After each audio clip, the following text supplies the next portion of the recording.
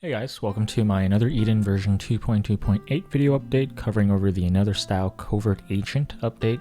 At this time of the recording, the update just got pushed to live servers for global, and there's already many salty tears on the Discord server. Anyways, let's just go over what the update has entailed, and we'll do a review of the unit. So we're going to get the new encounter for Renri. It's been too long since I've been on a decent mission. I can't miss this opportunity. The undercover agent who dances among the flames. And with this update, we're going to get another style encounter with the Fateful Encounter, paid one time only.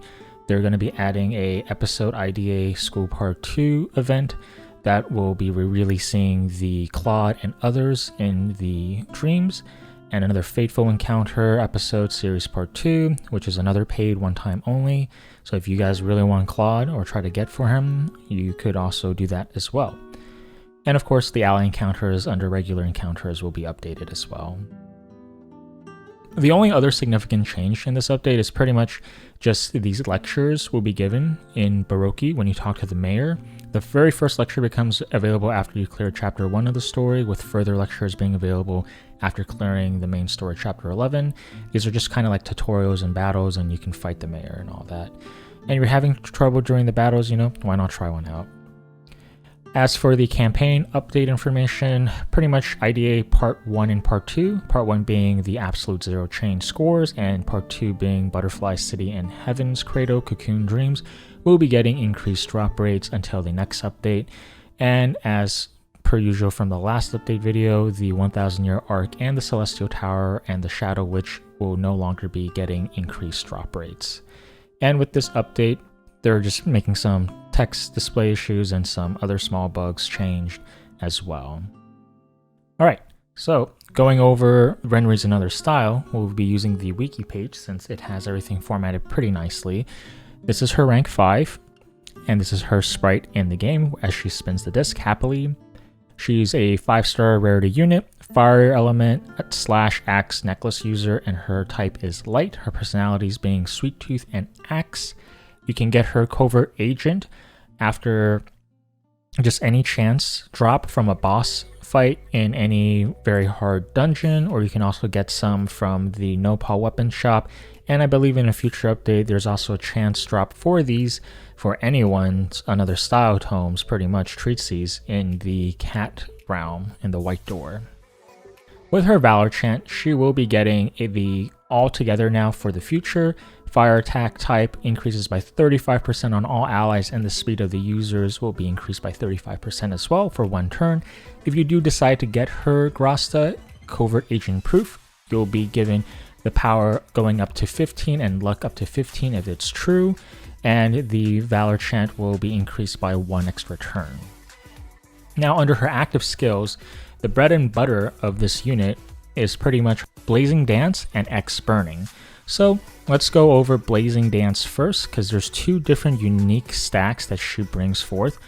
For Blazing Dance, she just does a AoE attack on random enemies up to 3 times, being large, and she will apply a slash resistance debuff of 30% for 3 turns, and she's going to stack one of her first stackable things called Disco Bombs up to 3 stacks on the enemies she hit.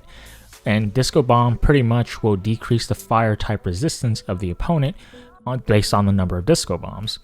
Now, I'm going to go over Flare Passion a little bit later because we're going to go over X Burning now.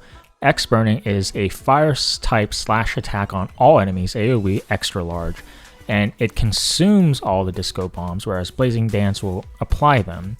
And it'll also add fire type slash attacks on an enemy, small, and restores her mana by 3 based on the number of Disco Bombs stacked on the enemies. Here, introduces the stacks of Flare Passion on users with each Disco Bomb consumed. And what a Flare Passion does is that it gives physical and all type resistance increase and mana cost decrease with the number of Flare Passion stacks on Renri Another Style. And when she consumes 1 Flare Passion, she'll gain increased non-critical damage, further increase critical hit damage, and she'll give critical rate for all party members up by 100% for 1 move. So, long story short, there's a reason why she would be a very sought after unit. If you want the best fire DPS in the game, she's going to be the best for a long time until Tsukiha, another style, comes out. And with like any meta unit in this game, it is a PvE story game at the end of the day. So having her or not getting her isn't going to be the end all be all. And I know a lot of people have spent a lot of money on this game. Just know that I want to give you guys a heads up, there's no pity in this game. And the only time, in my opinion, that's really worth getting or spending in this game would be for selectors, or if you really want to support and you have extra cash on you, you could try to do the paid banners from time to time.